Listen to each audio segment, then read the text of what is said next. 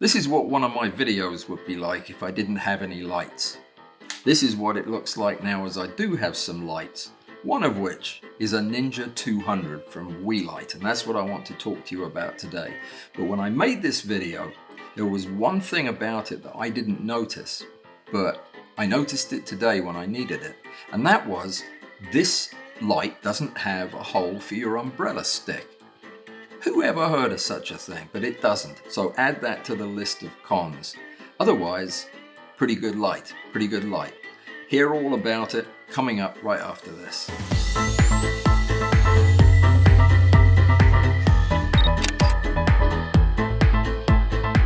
Before we jump into this review of a rather handy little studio light from Weeylite, for my Patreon supporters, there are 3 reasons you cannot miss the live stream event on Saturday, 2 p.m. Central Time, this Saturday coming up.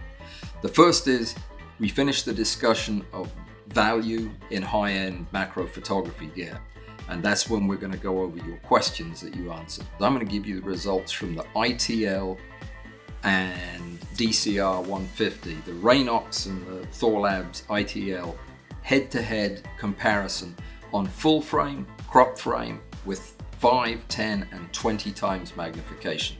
So you are going to know by the end of that which tube lens you need to be using for what. Fair enough? There is a chance that we're going to have a special VIP guest from the world of photography. Can't be sure just yet, but possibly. Yeah, be on your best behavior. No drooling or anything like that. And time permitting, I also want to introduce the topic for next month. What do you mean? You want to hear about it now? You can't. Well, it's supposed to be a surprise. I'll tell you, but don't spread it around. Next thing everybody will know about it. Patreon will be filled up. We won't have room for anybody else. It's tilt shift macro photography. You ever wondered about how to do that? That's going to be a doozy. There has never been a better time to be a Patreon supporter. Seriously. See you on Saturday. All right, let's get on with the Weeylite Ninja200. So the Weeylite Ninja200 is one of 2 lights that they have in this line, the 200 and the 300. This is the 60 watt version, and the other one, the 80 watt version, is the Ninja 300. It has quite a broad range of color temperatures from 2800 up to 8500. And the controls are very intuitive, very easy to use. Once you turn it on, you have basically 2 modes that you can choose from. Where I have been using this light, and I use it quite a lot now because it's very convenient. It's very small, light, compact, but bright. You only have 2 controls you have to worry about. You have, in typical bicolor mode, you can control the intensity from 1 to 100%.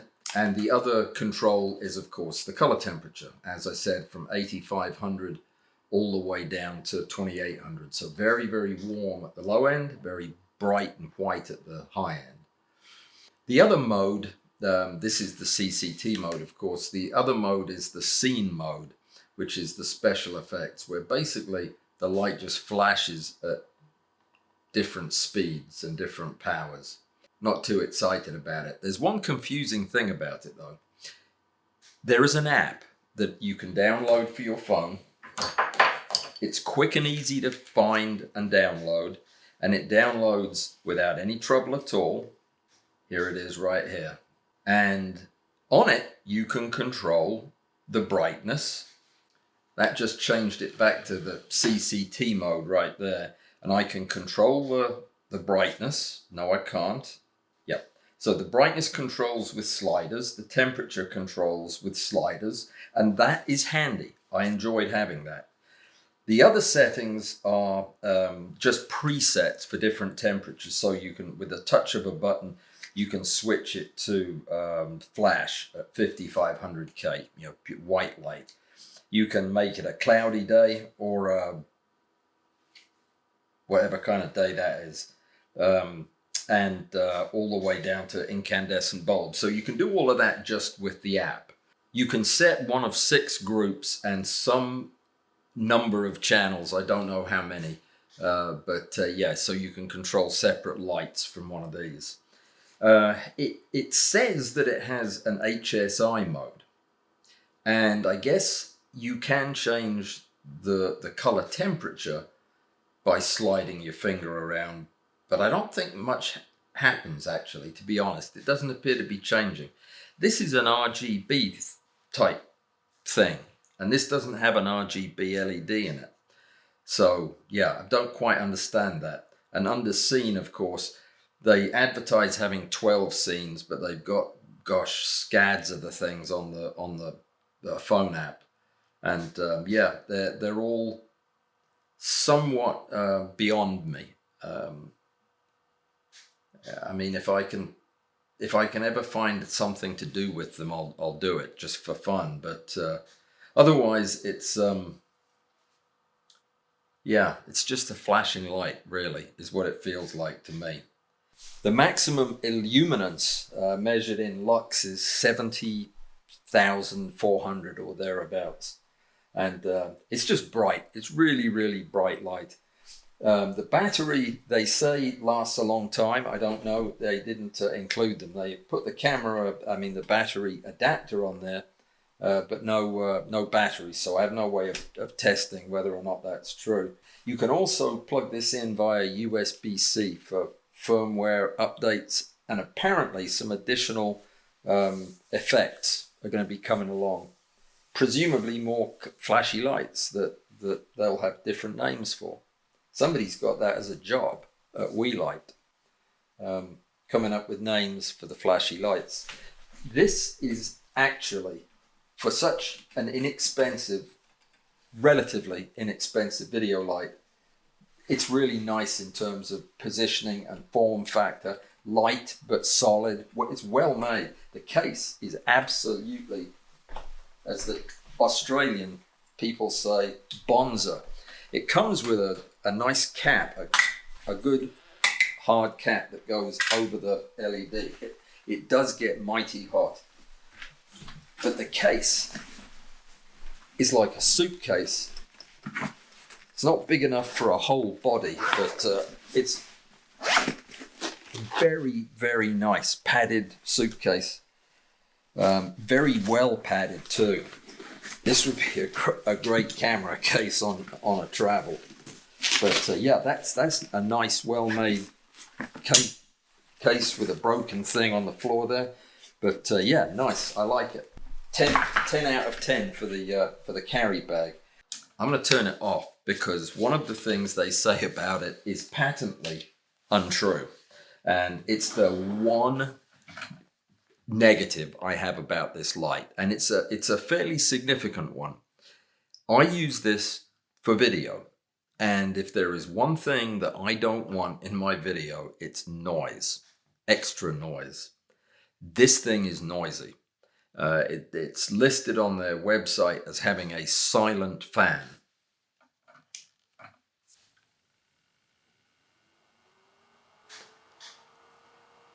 I don't know, can you hear that? Let me put it on that other mode.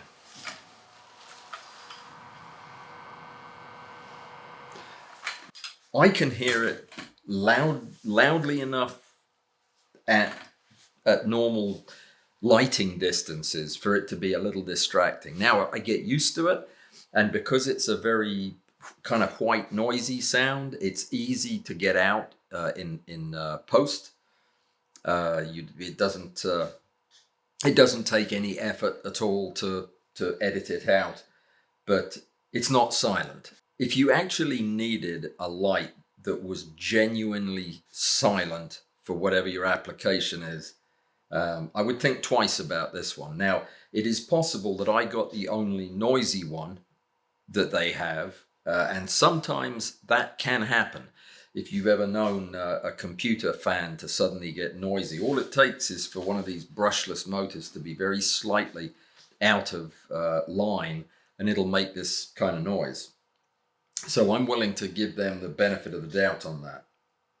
They're not inexpensive, but they're not ridiculous. And if you compare them to other cob lights, by cob I mean the LED in this is called a chip on board. That is a more powerful, more accurate light. And when you have that technology, it's a little bit more expensive. The basic light, which comes with the adapter, the power adapter that is, not the battery adapter, the reflector, and something else, the case I think, is $209. If you get the softbox, the battery attaching device and the wire that goes with it, I think it goes all the way up to about $299 with all of the accessories. The accessory that I'm most excited about and I use constantly is this. I have all kinds of softboxes, but they're all ginormous. They're all bulky. They get in the way if you have a small studio, and they're overkill.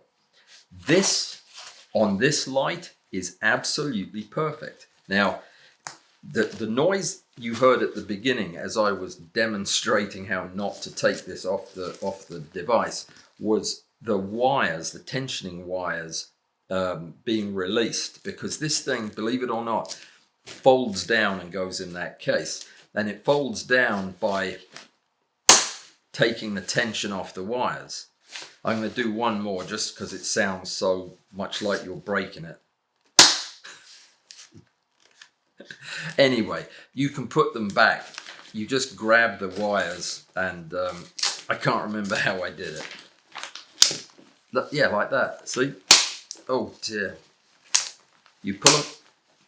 You can't press that button without them going back. So like that. And if you do that all the way around, you end up with, the trick is doing it without pressing one of the buttons you've already done. But if you go all the way around, you end up with a really nice parabolic looking softbox. It's got 2 layers of diffusion in it, and you know I just pressed another button again. Gosh, you got to be awfully careful with these buttons. They lie in wait for you to touch them. There's a second layer of diffusion in here. I may have already mentioned. I'll mention it again. Oh, I took it out. And I pressed the button with my leg that time. You're probably getting the impression that these...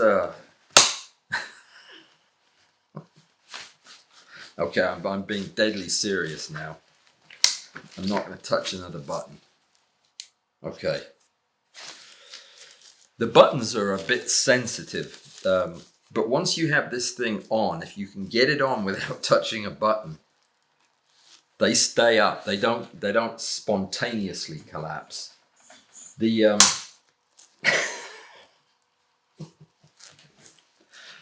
all right. It goes funny shaped if you press the button. See, it goes like a... Have you ever had a gourd or something like that from the garden that starts to go bad and collapses on one side?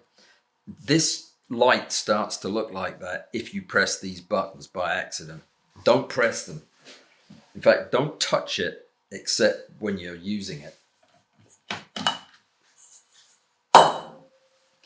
Yeah, it's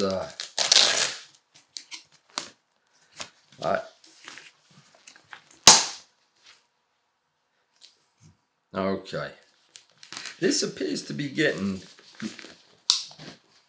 There may be instructions. There may be instructions on how to do this without causing... Okay, well...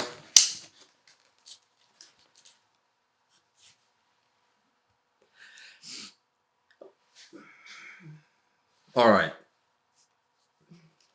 I'm a little gun shy now, but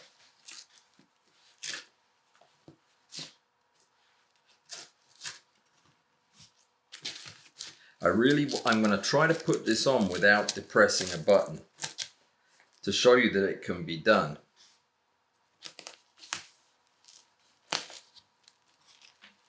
So you tell you what, you line it up with the notches, the Bowens notches. If you have Bowens mount softboxes, they make an adapter so you can still use them for this.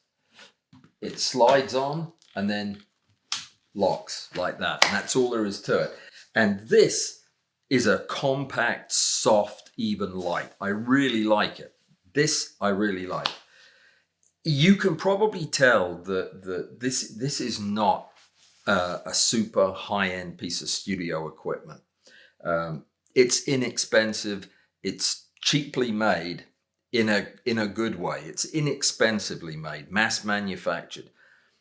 Don't buy this thinking you're getting a top-of-the-line, handmade piece of electronics. You're getting a bright, powerful carb LED in a package that, other than being a bit noisy, is very practical, very sensible, very easy to use. You don't need a manual to use it. It's common sense. It has the special effects. If you know how to use them, then more power to you. But for me, it's just a good, reliable, compact studio light, and it's bright. This is the go-to solution for me to light the whole room if I need to light a whole big area of the room in a video. I will be using this almost exclusively in my DIY videos so that you can see the blood and everything when I make a mistake. It really floods the scene with light, and I like that. So $200, it's probably a good buy for that. And if you doubt that, just compare almost any other studio light and you'll see what I mean. Basically, I don't review stuff I don't like because I don't want to sit here and badmouth anybody except GoPro. I'll have to edit that out, won't I? It is pretty much my policy on the channel not to do bad reviews. And just because I haven't reviewed something doesn't mean it would have got a bad review. Take, for example, Hasselblad. Any Hasselblad camera has not been reviewed by me. But that is not because I looked at it and thought, this is rubbish. That would be a nice problem to have, wouldn't it? To look at a new Hasselblad and say, I don't think this is very good, I'm not going to review it. Send it back. I'm sure you have to send them back anyway. I'm pretty sure. Or they probably come and get it. I don't think Weeylite's going to come and get this. Weeylite Ninja200 with a VP45 Weeylite softbox with explosive springy buttons on it. What's next? DIY. Why is it so late? Because of the transition over to Patreon. I am so sorry, but it will be here. I've got all my stuff piled up in the corner there. I bought a new piece of furniture, and yeah, it's going to be shocking. Until then, see you later. Take care.